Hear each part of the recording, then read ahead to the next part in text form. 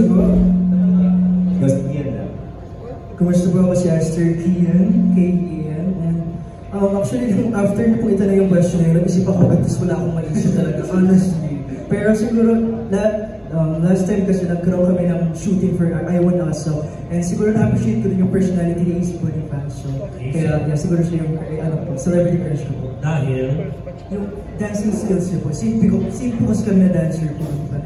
Okay, next. Crush lang naman eh, hinangaan lang. Someone who I really admire in music industry in the Philippines is Dennis Julia. I like just how confident she is, and she has this the energy that she resonates on is parang she's not meant to please everyone, so those who resonate with her music will come. And yeah, I just love that she's so confident and she just does what she loves, and yeah, I admire that so much.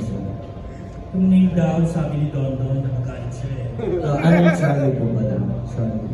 Okay, next. Hello po, I'm Master Tattoo po. Ang celebrity crush ko po, international. Well, international. Sa akin po, Twice po. Kung alam niyo po yung Twice, yung buong Twice po yan. Kasi, ano sila? Twice po, yung Korean. Yung grupo. Lahat po sila. Like, sobrang idol ko po sila. Sinabi ko lahat. Wala po yun. Sa magiging natin pa ba? And sa local po, siguro si Shu Pietrata po. Like, kung paano po siya sobrang down to earth, even though madami na siyang kukuha blessing, sobrang ganda niya. Ayun lang po. And sobrang payag. Thank you po. Okay. Next. Name muna. Aster G po. I'm Aster G. So, actually, wala kahit hindi sasabi ng best po kung sino yung crush ko talaga. Pero may kung sasabihin. Nahiya. Si Ivana po talaga kasi si Ivana po kasi sobrang nanonood po kasi ako ng vlogs niya eh makikita mo talaga na hindi na po maganda yung panabas niya pero pati rin po yung heart niya, ang pure niya po tumulong sa tao. So ayun po si Ivana. Kung nanonood kay Ivana, alam mo. Next. Ako po, I'm Master Alas po pala. And pareho po kami ni Kuya Tati. Ang crush ko rin po is nasa K-pop. Kung kilala niyo po yung New Jeans, pero ano na po kasi sila parang nag-disband na, nag-lilo. So, ang nagustuhan ko kay si Cam Harry po. Bale, gusto ko po yung bawat dalawa niya sa pagsayaw, yung genre, parang nagagawa niya po lahat. And yun na yung kung paano siya kumilos. Kasi I love yung introvert talaga. Yung mga tahimik. Okay. Sa local wala? Ito po local. Wala po eh. Ito po. Hello po ay Master Lawrence po. Siguro po hindi siguro. Ang crush ko po is yan, si Sarah Geronimo. Kasi ibang-iba po talaga siya. Kasi kapag wala po siya sa stage, alam natin na mahinhin lang siya, yung parang decente tao po. Pero kapag when she perform on stage po, parang nag-iiba po talaga siya, halima po siya sa stage eh. Grabe bumirit, sumayaw. So yun po yung isa sa ina-admire ko po sa kanya bilang isang artist po. Yeah, mayroon ka naman kay Mateo eh.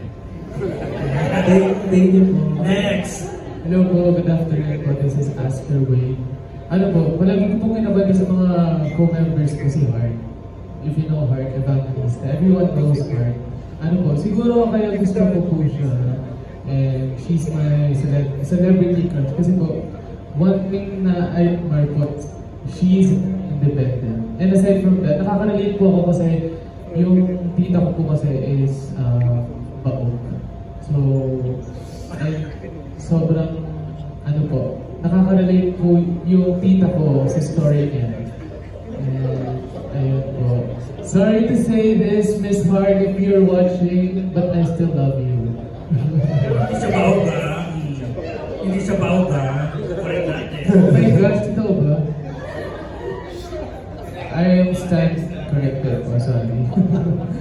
Kasi less heart yan ano? Miss Hart. Kasi less heart. Si Miss Hart. Okay, next. Magandang hapon po sa inyo. Ako po si Aster Lloyd. Yung celebrity crush ko po is dalawa. Una-una po si Julia Barreto po. Dati ko po talaga siyang crush kasi nung parang since high school po ako na nakita ko po siya sa mall show. And super bait po kasi niya. Tapos lalo na nung nalaman ko na may small business po siya na simple lang po. Na ang cute, basta ang cute po niya. Yun po. Tapos next po ay si Shubi po ng BBB. Ayun po si Shubi po.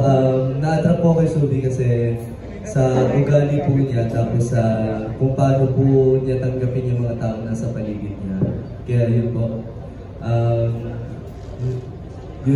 Yun lang po.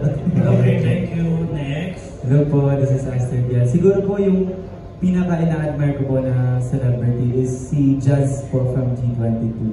Kasi like aside po na she's very beautiful, she's also very talented po when it comes to like singing, both singing and dancing actually. So yeah, every time na nakikita ko po yung G20 na perform, parang I'm in awe. Then ako, thank you po. Yes, thank you. Hello po, this is Sergio po. Siguro po yung celebrity crush ko. For now, parang wala pa po kasi hindi kasi ako hindi ako mabilis ma-attract sa isang babae. Kaya hindi ko po muna masasabi. Siguro po next na Q&A. Nasagutin ko na po yan. Thank you so much. Okay. Hello po, ako po si Aster Winkle.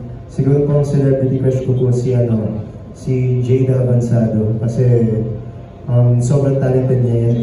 Kasi producer siya, nakikita ko paano siya mag-write ng music. Sobrang nakaka-inspire mag-write siya ng music. And syempre yung parents niya rin, syempre kilala naman na sobrang sikat dito sa Pilipinas. And ayun po, parang na-admire ko lang po yung family din nila kasi sobrang talented. Yan po. Salamat po. Next. Hello po, I'm Craig po, yung bunso po ng grupo. Siguro po, actually since I was a kid, I had a crush on Catherine Bernardo po. I just don't know. I don't know how to explain this because she's just like overflowing with aura. It's like something like that. Like she's such a good actor. She's like, I don't know. I just my crush. Basta she's just for me. She's like really perfect. Yeah, I really appreciate her. Kaya dapat natin. Okay. Sa leader na lang yung question kanina, yung ano yung madalas na hindi mapagkasundoan ng grupo, yung madalas pag-awayan ng grupo. Okay, siguro one of the weakness and also strength ng grupo talaga is yung marami nga po kami. And isa sa mga pinag-awayan talaga namin, yung mga gusto namin isa-adjust sa peace and craft na gusto namin ilaban. Siyempre, magkakaiba kami ng style, magkakaiba kami ng preference sa music, sa dance. Kaya, yeah, feel ko sinusolusyonan din yun by having a meeting and dapat mag-meet kami halfway regardless, kahit anong nahin. Yan po yung lagi namin na pag-aaway. Yung pagiging late sa rehearsal or something? Yes po. Yes po. Okay, thank you. Thank you po. Thank you so much po. Thank you po. Okay, thank you. Thanks, Kuya Rod. Next question from Kuya Lon. Yes, thank you, Albert. Good afternoon. Congrats sa inyo. Tanong ko lang, lahat kayo nagko-compose ba ng kanta, nagko-contribute sa grupo? Yes po. Yes. So, paano nyo pinipili yung pyesa na sinama sa album? Paano nyo pinili yung pyesa na isasama sa album? Kasama po siya meeting na ginagawa namin yung pagkakaroon po ng task distribution. And every task po na ina-assign ko, ayun po yung kailangan mag-balance sa lahat ng suggestions. Like, kunyari, for our outfit or sa mga tracks na nilabas po namin sa album namin, ginawa ni Aster G, Aster Tati, Lawrence, Lloyd, and yeah. Kapag may task po na binibigyan na po kami leaders sa kanila, kailangan sila po yung mag-decide kung ano yung dapat namin kunin. And yeah, doon po kami nagbabalance sa kung sino man yung leader na inasan ko po each task na binibigyan ko po sa kanila. Ano lang na? Paano nyo ba di-describe yung album nyo at yung grupo nyo?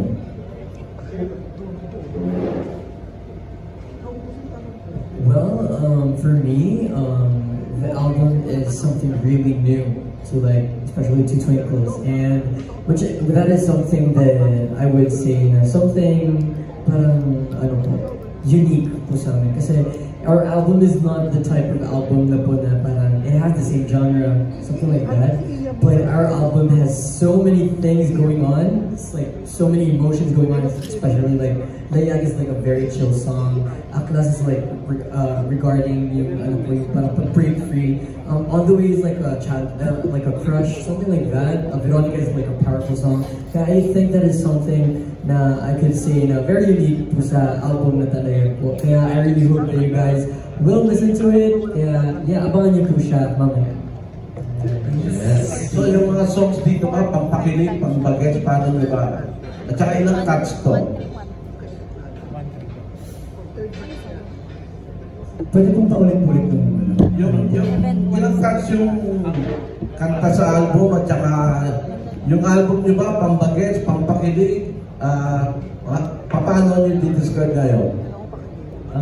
Our album has 8 tracks and kagaya nga nasabi ni Craig kanina niya, our album is unique because we're not focusing on a certain audience. Like that's why we have a ballad, we have song that speaks about your love to someone. There's also a song sa album that speaks about your parents. There's a song sa album that speaks about taking risks in life. There's also a song that speaks about self-empowerment.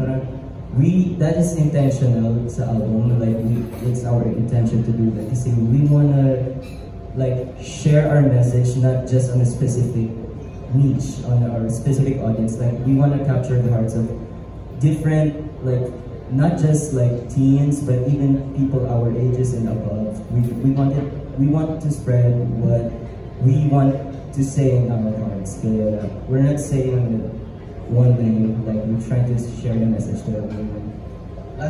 Last na lang, anong wish nyong mangyari sa grupo nyo, sa career nyo? Wish nyong mangyari?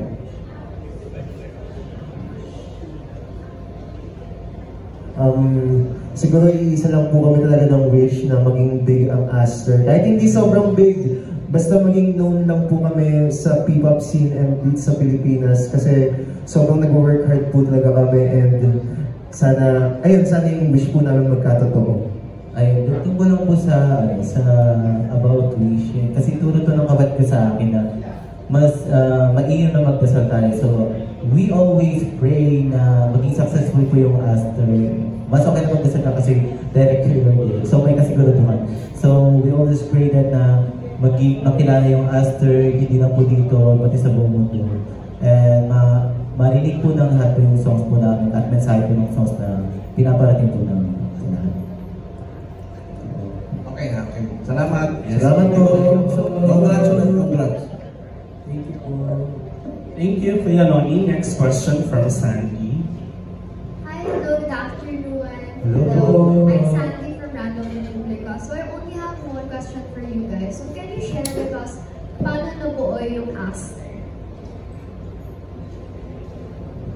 Well, Aster was, noon po kasi, we were like, back in the days, may mga, there were like people, I mean some members like belong to the survival show of ABS-CBN called Dreammaker, and just po, there are 8 members and nagaling po doon. And then po parang ano po siya, after hindi po kami nakapagpatuloy po sa Dreammaker, after we got eliminated sadly, parang Sir Christian Kabigting reached out to each and every one of us and hoping na parang mabuo siya ng grupo. And yeah, we took that chance to like pursue our dream. And siguro po, since 8 na po yung nabanggit ko po kanina, the other 4, rather, they belong to like a group, a former P-pop boy group din na parang hindi na din nakapagpatuloy po.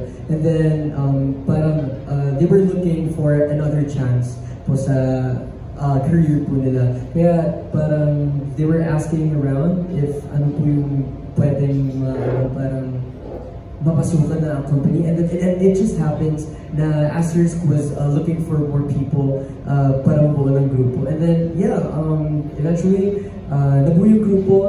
We proposed noon we were 14 but we came down to 12 because may mga family problems yung iba, and then there were like another certain problems lang din. Kaya, ayun, we were trainees pa lang noon, and then eventually during nung naging trainees kami, doon naging happy po yung Zodiac and Axis po. And then, yeah, the rest is history. Wow.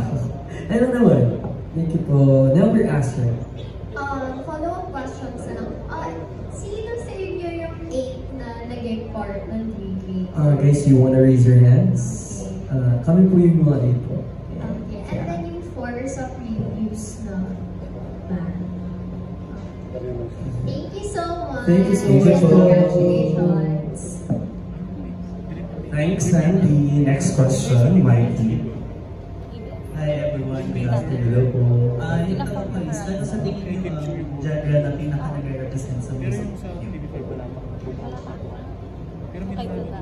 I think, to answer the question, I think we're Asterisk in the stage of like we're still finding our sound. Like that's why if you listen to our album Talaya, you will hear like different songs, different vibes, different genres. Because it's not just that we're testing the water. We're like testing the waters. Like we're really in this. We had just like debuted last year, and I think it's still too early for us to like create a sound that we have. Like we're in the process, but like okay, how do we sound on this type of track? How do we sound on an electronic track? How do we sound on a hip hop track? How do we sound on a dancehall or a new ballad? So that's also our way of like testing like what works with us. Soon we can find out. With the help of our twinkles. Yes. Thank you, Mikey. So we have a question from Ryan. Hi, Aster. Congratulations on your first album. I represent Opa X Life. So yeah, here are our questions now. The album concept is about Talaya, so which combines yung Tala and Layag. Now, how did you come up with the concept and how did you divide the lines dun sa mga each tracks? So anyone can answer.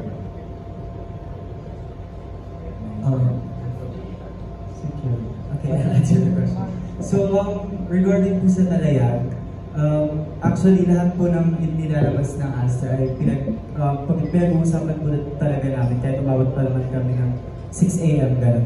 Dapat talaga pinag-uusapan sa namin. And we came up po sa Talayag because of our main track, of course, Layag, which tackles about like sailing for our dreams, and also sa Munting Tala, which is our like loved ones na nawala sa amin. So like sila po kasi yung parang nag-represent talaga for our first full-length album. So that's why we came up for that. And regarding naman po sa like kung kanino napunta yung mga lines for each tracks, actually lahat po ng song na yun, nag-voting po kami like kung sino po yung like dinivide po namin yung parts, and then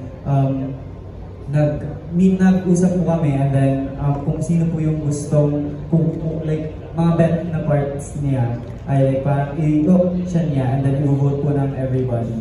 So dun po like every song na dun po kami like umiikot.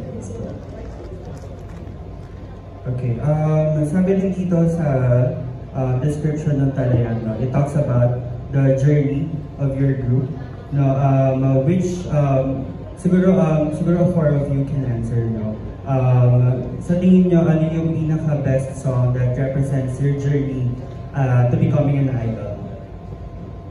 Siguro po, yung debut song po namin na Bingo. Kasi until now po, we're still risking our like journey kung ano man po. Even though madami na kami pinagdadaanan, madaming mga problems internally, but still, with our passion sa craft namin, and gusto talaga po namin maging P-pop group and makilala yung group namin through our songs, through our performances. I think Bingo really represents our group po, especially our journey.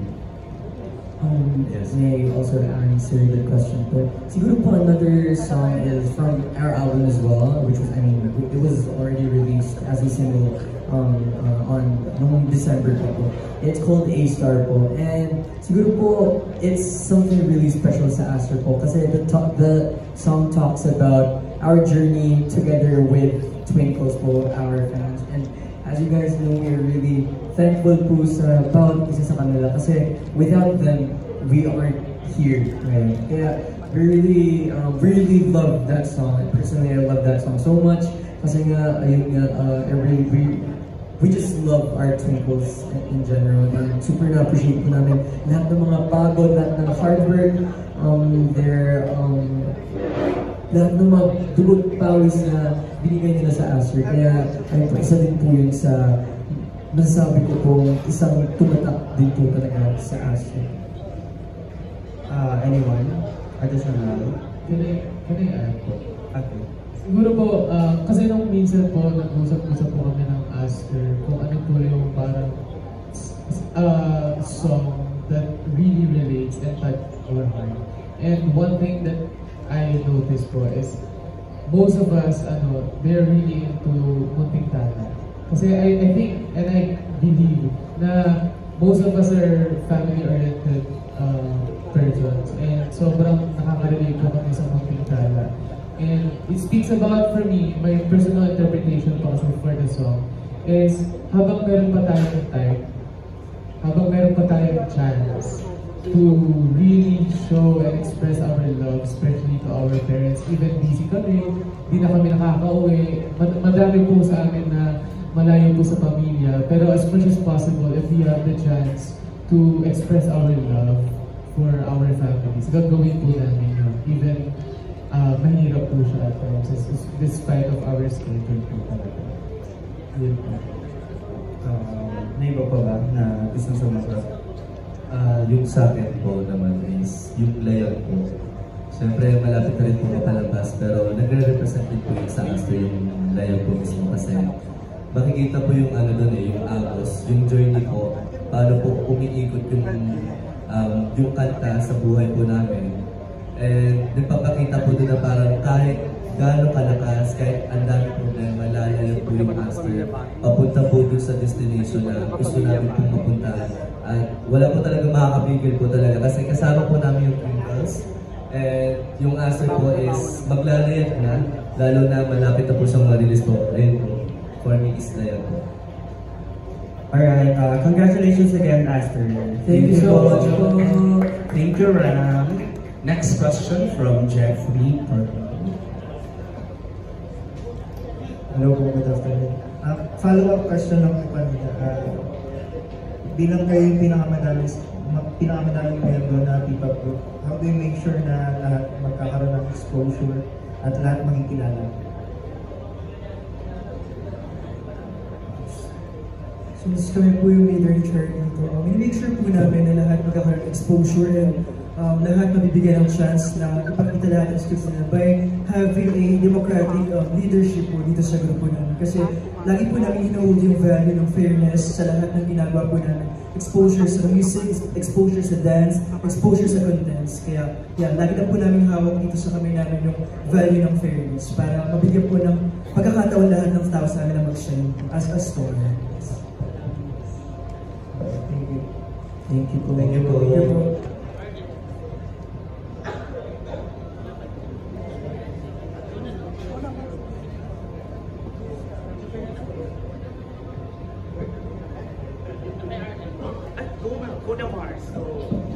Hello po, I'm Mario po. Hello. Actually, yung iba kasi